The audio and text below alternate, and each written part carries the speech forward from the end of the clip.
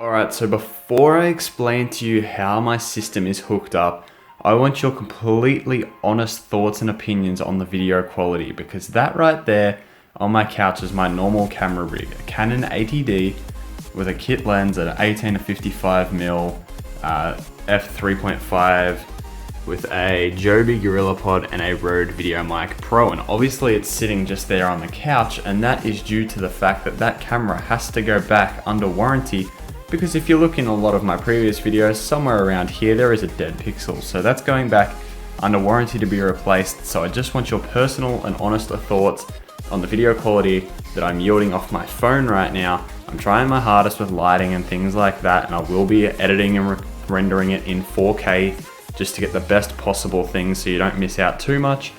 But yeah, that is why the video quality is now 30 frames a second instead of the normal 60. But with that being said, today I'm going to be explaining to you how my system is actually hooked up. A lot of people ask me the question as to how do I get pro audio amplifiers to hook up to a home theater receiver. It's a very, very simple process, and I'll explain that to you now.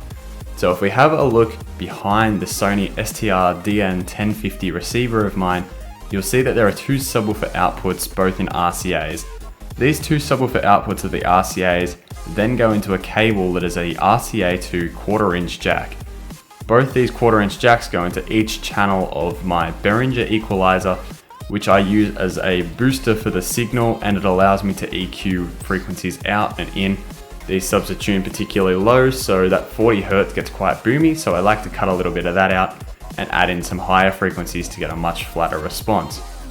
Then once it goes through the EQ, I run an XLR cable out of both channels, and then that goes into both channels of the Serwin Vega amp.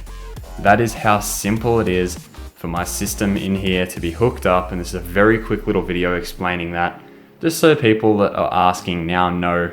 So if your question's been answered and you're going to do something similar, it's the RCA output of that into a cable that's an RCA to 1/4 inch. 1/4 inch goes into that, and then the XLR outputs of that go into the receiver, the amplifier down there. It's very, very simple.